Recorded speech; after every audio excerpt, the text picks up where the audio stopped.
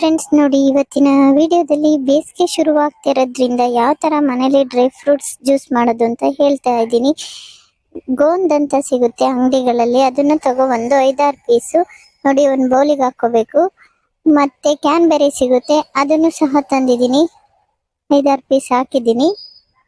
ಮತ್ತೆ ಬಾದಾಮಿನೂ ಸಹ ನೆನೆ ಹಾಕ್ತಿದ್ದೀನಿ 6, ಗೋಡಂಬಿ ಸಹ ಒಂದು 6,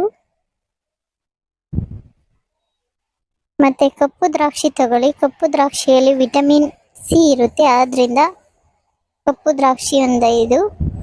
ಮತ್ತೆ ಅಂಜೂರ ತಗೊಳ್ಳಿ, ಅಂಜೂರ 2 ಮಾತ್ರ ತಗೊಳ್ಳಿ. ಎಲ್ಲಾನು ಹಾಕಿ 1 ಗಂಟೆ ನೀರಿನಲ್ಲಿ ನೆನೆ ಹಾಕಬೇಕು.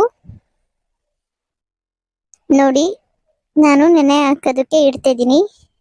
1 ಗಂಟೆ ಆದ ನಂತರ ನೋಡಿ ಯಾವ ತರ ನೆಂದಿದೆ ಅಂತ. ಅದನ್ನ ಒಂದು ಜ್ಯೂಸ್ ಜಾರ್ ತಗೊಂಡು ನೆಂದಿರೋ ಡ್ರೈ ಫ್ರೂಟ್ಸ್ನೆಲ್ಲ ಅದ್ರೊಳಗೆ ಹಾಕಬೇಕು.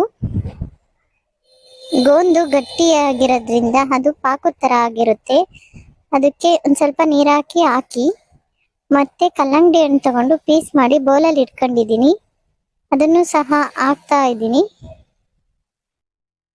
ಕಲ್ಲಂಗಡಿ ಹಣ್ಣು ಹಾಕಾದ ನಂತರ ಮತ್ತೆ ಏನು ಮಾಡಬೇಕು ಅಂದರೆ 1 ಕಪ್ ಹಾಲು ತಗೋಬೇಕು.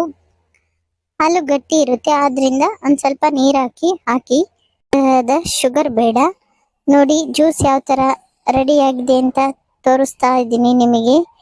ಲೈಕ್ ಮಾಡಿ, ಶೇರ್ ಮಾಡಿ, ಕಮೆಂಟ್ ಮಾಡಿ, ಹಾಗೆ ಸಬ್ಸ್ಕ್ರೈಬ್ ಆಗೋದನ್ನು. ಎಲ್ಲರೂ ಜ್ಯೂಸ್ ಮಾಡ್ಕೊಂಡು ಕುಡಿತಾ ಈ ಬೇಸಿಗೆನ ಎಂಜಾಯ್ ಮಾಡಿ. ಮತ್ತೆ ಸಿಗೋಣ, ಬಾಯ್.